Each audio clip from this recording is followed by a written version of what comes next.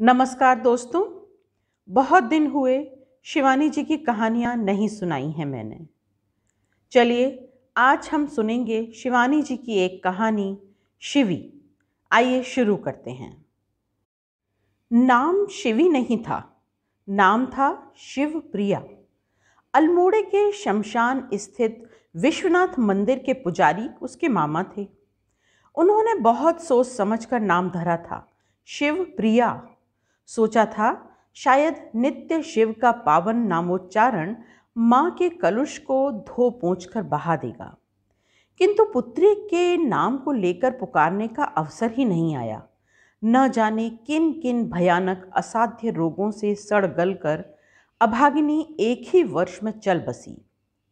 शिवप्रिया मामा के मंदिर से सटे काठ के मकान में ही उछल कूद कर बड़ी होने लगी थी।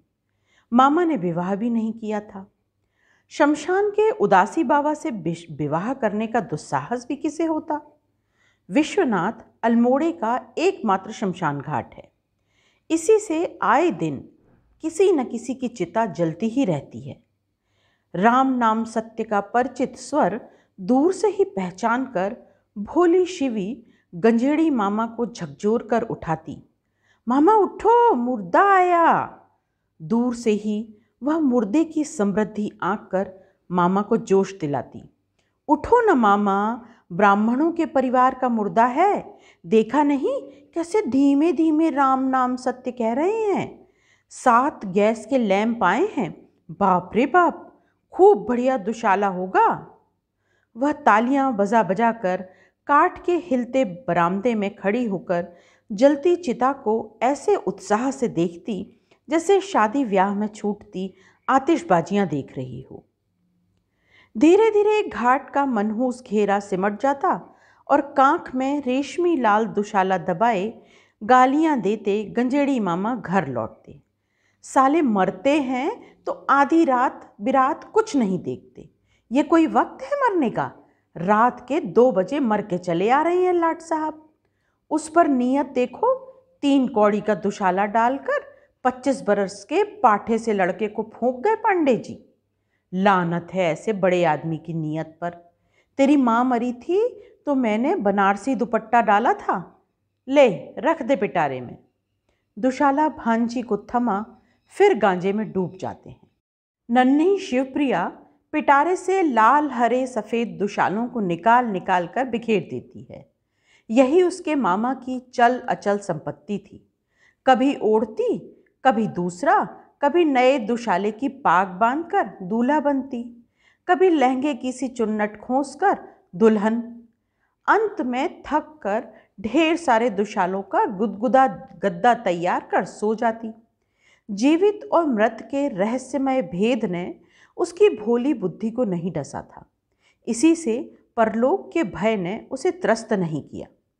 मामा के चौके में चूल्हा जले या न जले, उसके प्रांगण में यदि चिता नहीं जलती तो वह उदास हो जाती कि आज उसे नए लाल दुशाले का दुपट्टा ओढ़ने को नहीं मिलेगा।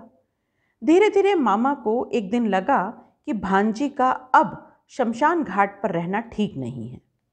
उनकी एक मौसेरी बहन नैनीताल में थी। शिवप्रिया को वहीं भेज दिया गया। मौसी का पेशा ऐसा था कि वह उस अप्रत्याशित उपहार से गदगद हो गई। किंतु गोरी लंबी बैंत की छड़ी सी शिवप्रिया को देखकर उसे भविष्य की कोई आशा नहीं बढ़ी। लड़की बेहद दुबली पतली थी।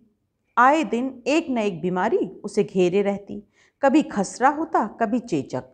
कुछ नहीं हुआ तो उसकी गोरी नाक ही निरंतर बहा करती। कोई भी कपड़ा उसके बदन पर नहीं फपता। मौसी देखने में अत्यंत साधारण थी, किंतु उसके पास अपनी बेत की सी लचीली देह की कामधेनु थी। उसके संगीत नृत्य की चर्चा कुमाऊं में दिगंत व्यापी थी।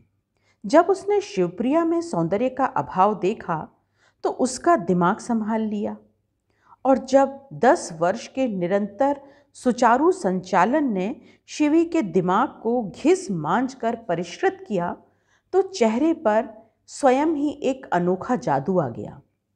अचानक शिवी साधारण मानवी के स्तर से बहुत ऊपर उठ गई। संध्या के आगमन के साथ अगर धूप की सुगंध से हवा बोझिल हो उठती और शिवी अपने तख्त पर गाव तकिया लगाकर बैठी सिगरेट फूंकती रहती। देखते देखते दिल्ली दरबार लग जाता।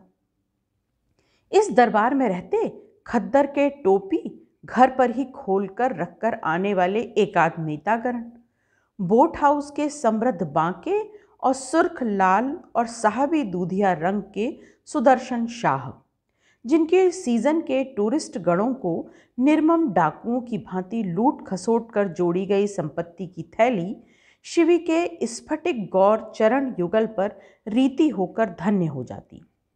पर जैसे देव मूर्ति के चेहरे पर भक्त द्वारा अर्पित धन देखकर किसी भी प्रकार की हंसी की रेखा नहीं उभरती, शिवी भी भक्तों द्वारा अर्पित पत्र पुष्प निर्विकार भाव से ग्रहण कर प्रस्तर प्रतिमा की सी बैठी रहती।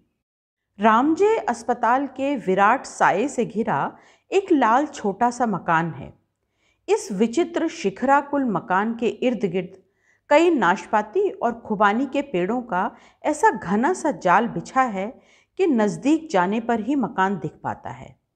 इसी मकान में शिवी रहने लगी थी। मौसी से उसकी खटपट हो गई थी। आधे भाग में एक ईसाई परिवार रहता था। उन्हीं ने मामूली किराए पर शिवी को 2 कोठरियां उठा दी थीं। बरामदा साझे का था। एक ओर ईसाई परिवार की मुर्गियां दिन भर फड़फड़ाती रहतीं और दूसरी ओर एक टूटे हाथ की कुर्सी पर बैठे शिवप्रिया अपने कटाक्षों के कांटे से सड़क पर चलती निरीह मछलियां पकड़ती। नाशपाती और खुबानी की टहनियों के बीच उसकी बड़ी बड़ी आंखें भी और सरस हो जाती और राहगीर न चाहते भी आंख उठाकर देखने को बाध्य हो जाते। फिर एक बात और भी थी। वह सड़क नैनीताल की सबसे मुखरा सड़क थी। ईसाई परिवार में 2 जुड़वा भाई थे, डेविड और हेनरी। दोनों अंग्रेजी स्कूलों में क्लर्क थे। उनका बाप गिरजे के बड़े पादरी के यहाँ खानसामा का काम करता था और माँ रामजे अस्पताल में आया थी। इसी से घर में यथेष्ट समृद्धि थी। डेविड और हेनरी दोनों कुंवारे थे और उनकी माँ का कहना था कि जब तक यह कुलच्छनी शिवी उनके यहाँ रहेगी, दोनों आजन्म कुंवारे रहेंगे। शिवी अपने नए घर में बहुत प्रसन्न थी। गिरजे के पादरी के सुस्वादु डिनर का अधिकांश भाग पिता पुत्र की कृपा से शिवी ही उदरस्त करती। अंग्रेजी डबल डिनर और मैक्रोनी ने चेहरे को स्वास्थ्य की लालिमा से रंग दिया था। रंग निखर उठा था शिवी का। झुकी गर्दन सर्पगंधा के बल खाए फनी सी उठने लगी थी। डेविड और हेनरी उसे ढेर सारी अंग्रेजी पत्रिकाएं लाकर देते रहते। शिवी पढ़ी लिखी नहीं थी, पर मौसी ने उसके दिमाग के पुर्जे ऐसे चमका कर रख दिए थे कि नए से नया फैशन वह देखते ही बातों से पकड़कर चुन लेती थी। दोनों भाई उसे एक से एक आला अंग्रेजी चलचित्र दिखाने ले जाते। सिनेमा हाउस के घटाटोप अंधकार में वह डेविड और हेनरी का हाथ थामे ग्रस केली, सोफिया लॉरेन और जीना लोलो ब्रिजिडा के एक एक कटाक्ष को कंठस्थ करती। घर आकर वह अपने टूटे दर्पण के सम्मुख कंठस्थ पाठ दोहराती तो स्वयं दंग रह जाती। जुड़वा डेविड और हेनरी दोनों उसे पत्नी रूप में पाने के लिए पागल थे। उन दोनों ने यहाँ तक एक विचित्र समझौता भी कर लिया था कि वह दोनों में से एक की भी पत्नी बनना स्वीकार कर लेगी तो उसे बिना किसी अधिकार के ही दूसरा पत्नी की पूर्ण मान्यता देता रहेगा। पर शिवी उनके उस उदार प्रस्ताव को दुष्टता से मुस्कुराकर टाल देती। डेविड नए से नए गाने सीख कर आता और अपनी सधी सीटी के स्वरों में उन गानों का जादू भर के शिवी के सामने फेफड़े निकाल कर रख देता। पर वह दोनों होंठ भींचकर कभी इंग्रड वर्गमैन बन जाती, कभी गांभीर्य की लक्ष्मण रेखा से घिरी ग्रेस केली। कर्नल डिक्री अपनी सुरुचि के लिए पूरे नैनीताल में प्रसिद्ध थे। उनके बेशकीमती सामान का नीलाम हुआ तो हेनरी अपने हाथ की घड़ी गिरवी रखकर उसके लिए कर्नल डिक्री का ड्रेसिंग टेबल खरीद लाया। शिवी का कहना था कि उसके छोटे से शीशे में उसका चेहरा नहीं दिखता है। ऐसी भव्य इमारत की विभिन्न गुंबदें और मीनारें अनदेखी ही रह जाएं, यह भला कैसे हो सकता था।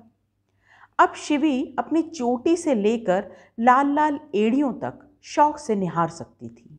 आड़ा तिरछा कर दोनों जुड़वा भाइयों ने अपने सींग से सधे हाथों से आदमकद आईना लाकर शिवी के कमरे के एक कोने में धर दिया। यही नहीं, हेनरी एक मद्रासी फेरी वाले से क्रोशिए का बना गोल मेजपोश भी खरीद लाया। उसे बिछाकर शीशे के एक टूटे गिलास में 3 ग्लेडोडाई के लाल फूल लगाकर आईने में दोनों भाइयों के लंबोतरे चेहरों के बीचों बीच शिवी का गोल गोल चेहरा कंदकली सा मुस्कुरा उठा। आईने के साथ ही न जाने किन शुभ ग्रहों ने आकर शिवी के कमरे को घेर लिया। उसके नवीनतम प्रेमियों के क्यू में एक प्रसिद्ध ठेकेदार भी आकर जुड़ गया। उसी ने उसे टीक और अखरोट की लकड़ी का एक से एक नक्काशीदार फर्नीचर बनवा दिया। शिवी अपने प्रेमियों का चुनाव उसी के सलीके से करती थी जिससे कैबिनेट मिनिस्टर चुने जाते हैं। एक की कपड़े की दुकान थी, वह नित्य नवीन साड़ियों के तोहफे लाता था। दूसरा प्रसिद्ध ड्रेस मेकर था जो शिवी के ब्लाउज सीने में सुई तोड़कर रख देता था। तीसरा सुनार था जो अपनी आंखों की जोत को सोने के साथ पिघलाकर आधी आधी रात तक उसके लिए पहाड़ी कुंदन जड़ी पलचड़ें तैयार करता था।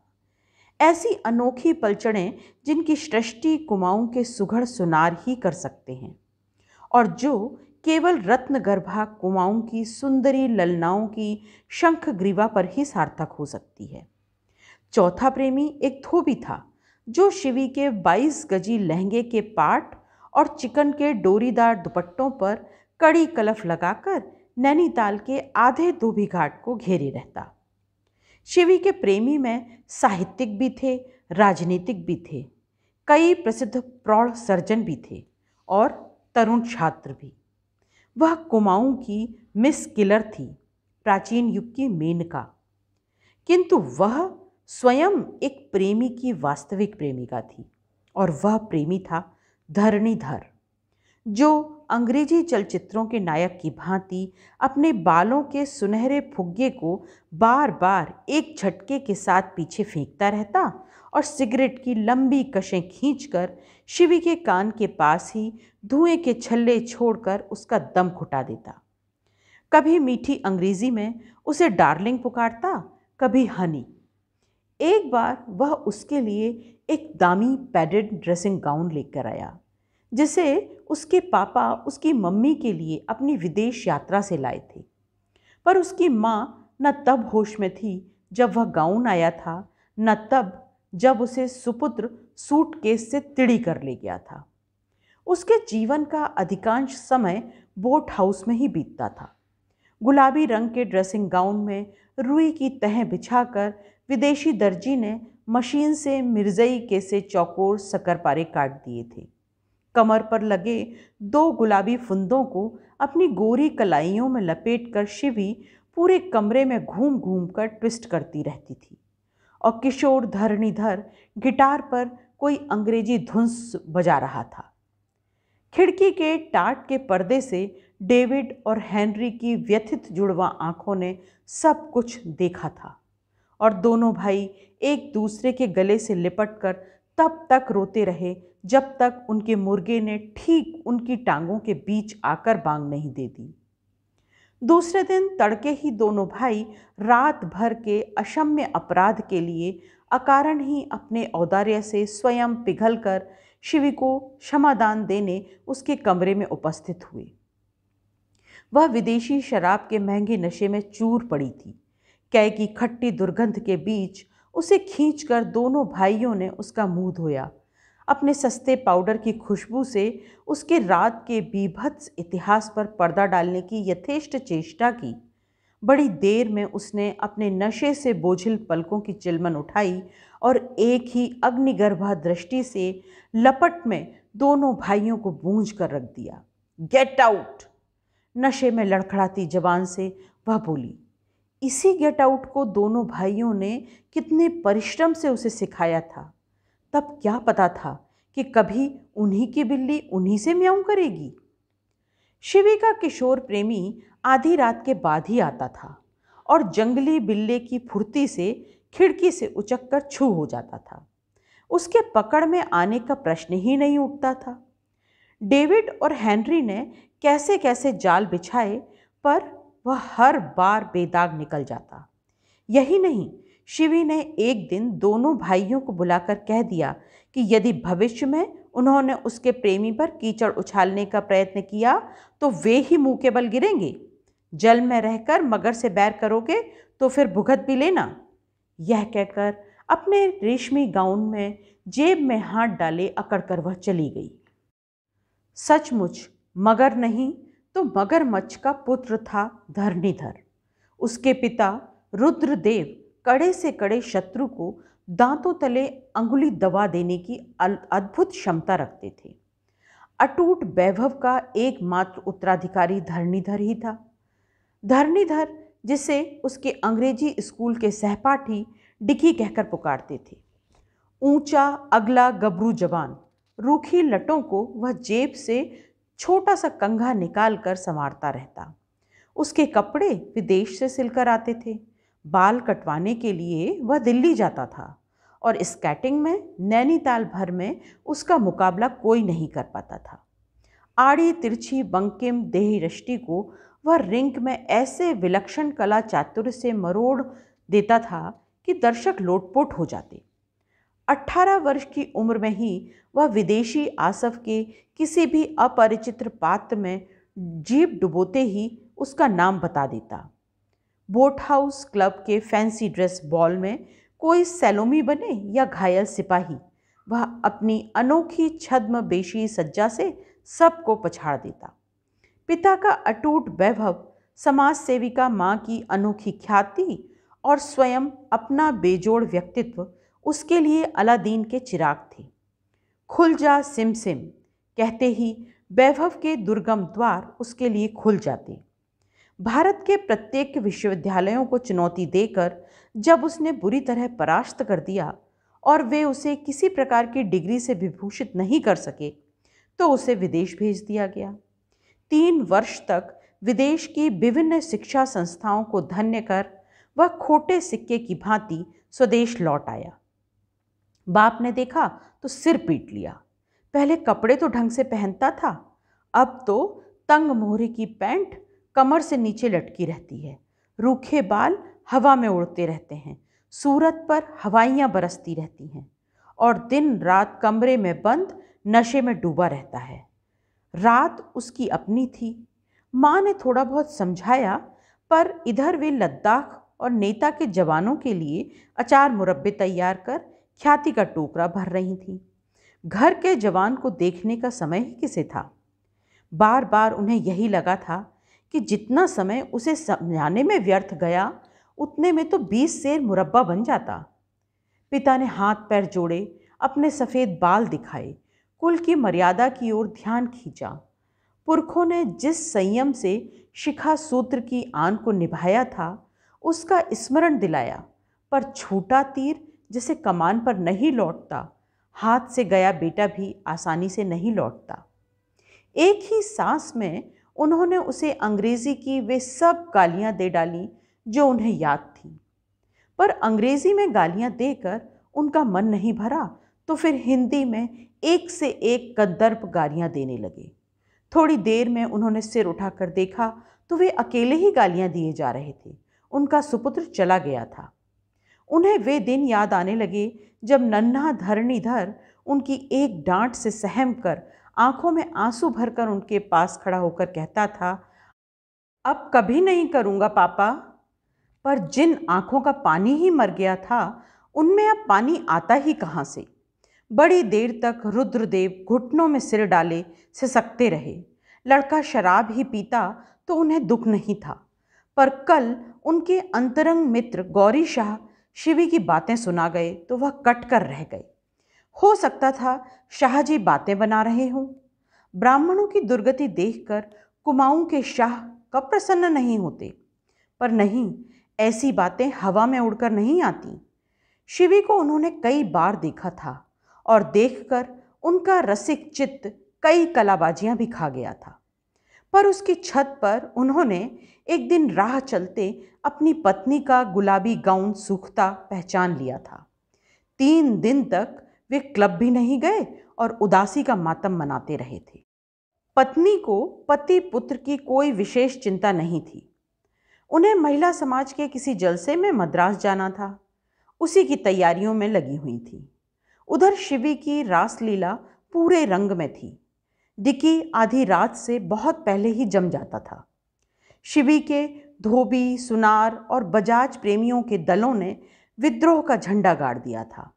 उनका कहना था कि वे उसके डिकी की बखिया उधेड़ कर रख देंगे। शिवी पर उनका भी उतना ही अधिकार था जितना डिकी का। शिवी बन ठन कर माल रोड पर निकलती तो सीटियां बजने लगती।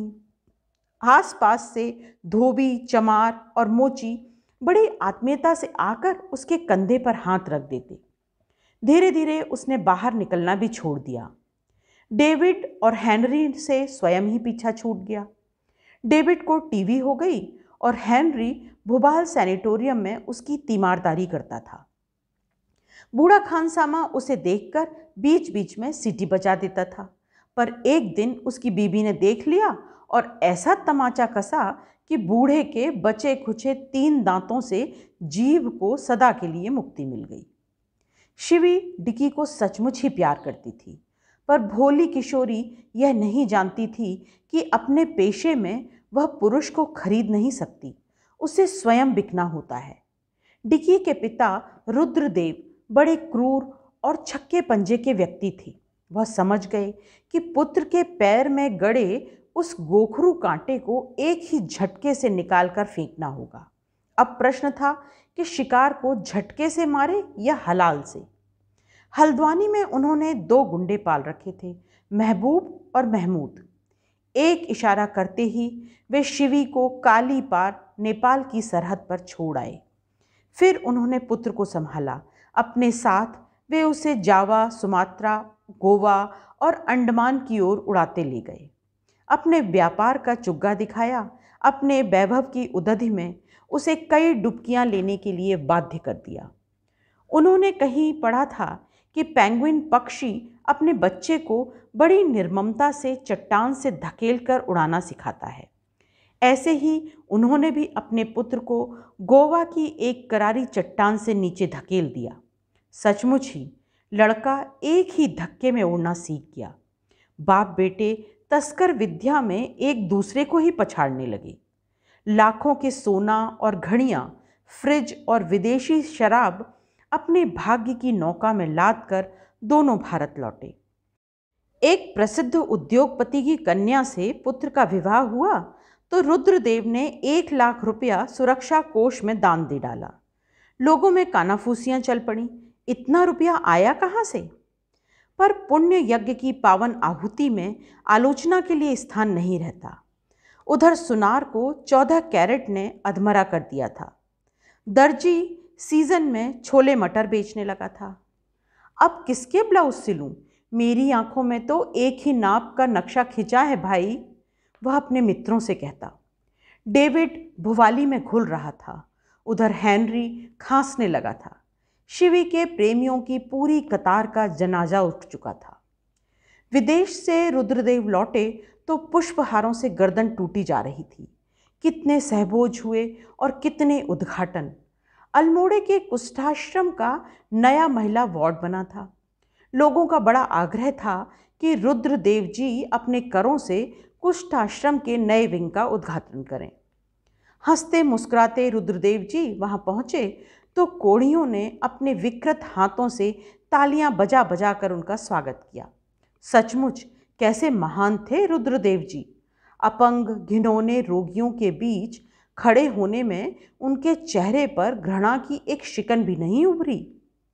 अचानक वे महिला वार्ड के नए द्वार पर थम कर खड़े रह गए। द्वार के आर पार नया रेशमी रिबन टंगा था और एक चांदी की तश्तरी में नई कैंची लिए खड़ी थी शिवी।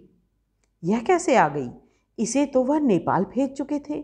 नेपाल से ही क्या वह यह राजरोग लाई है? उन्होंने तश्तरी से कैंची उठाई तो पूरा शरीर सिहर उठा। तश्तरी शिवी की अंगुलियों के ठूंठ ही में सधी थी। जैसे भी हो, पहचानना नहीं होगा, पर ससुरी कहीं कुछ कह न दे। उन्होंने रिबन काटा और आगे बढ़ गए। पर जिस वस्तु को मनुष्य देखना नहीं चाहता, वही उसे बांध लेती है। प्रकृति का यह कैसा विचित्र नियम है। शिवी ने कुछ नहीं कहा, केवल देखती ही रही। उसका चेहरा पहले से एकदम ही बदल गया था। चमड़ा मोटी पड़कर कटहल के छिलके सी खुरदुरी हो गई थी। रेशमी पक्ष झड़ने से आंखें फटी फटी लग रही थी। न जाने कहाँ से आकर शिवी की उंगलियों के ठूंठ को पकड़कर एक देव कन्या सी बालिका खड़ी हो गई। उसकी नीलाभ आंखों ने रुद्रदेव के पांवों में सहसा बेड़ियां डाल दी। कहीं भी संशय के लिए स्थान नहीं था। उनके खानदान की नीली आंख पिछली 4 पुश्तों से अपनी मर्यादा निभा रही थी। रुद्रदेव आगे बढ़े, फिर रुके, फिर बढ़े और मुड़ ही गए। अपनी जेब से बटुआ निकाला। उसमें 100 का नोट था और 1-1 रुपए का। कभी एक नोट पकड़ा, कभी दूसरा। फिर नीली आंखों पर दृष्टि पड़ी और 100 का नोट शिवी की नन्ही बेटी को थाम कर वे लंबी डगें भरते निकल गए। कौड़ियों की भीड़ में प्रशंसा की अस्फुट स्वर लहरी गूंज उठी। शिवी की नन्ही बच्ची पूरे कुष्ठाश्रम का खिलौना थी। नोट थमाकर रुद्रदेव अपनी फिएट कार में बैठ गए। डॉक्टर, नर्स और अधिकारी वर्ग से विदा लेकर कार चल पड़ी तो उन्होंने शांति की सांस ली। कुष्ठाश्रम के अंयार, बांज और बुरुश के पेड़ों की पंक्ति को चीरती कार गेट से बाहर निकली तो कार की गुदगुदी सीट पर रुद्रदेव ने लेटकर आंखें मूंद लीं। आंखें मूंदते ही उन्हें अपना क्षणिक औदार्य खल उठा। माना कि 1 रुपए का नोट थमाया होता तो मार्ग भर उनकी आत्मा उन्हें धिक्कारती रहती, पर 100 का पूरा नोट। उन्होंने मन ही मन संकल्प किया कि अब दौरे में चलने से पहले 10-5 के नोट भी अवश्य रख लिया करेंगे। आज ही बटुए में 10-5 के कुछ नोट पड़े होते तो क्या 100 का पूरा नोट एक साथ ही ऐसे निकल जाता? अभी आप सुन रहे थे शिवानी जी की कहानी शिवी। ये कहानी आपको कैसी लगी मुझे ज़रूर बताइएगा। अगली कहानी के साथ फिर मिलेंगे। नमस्कार।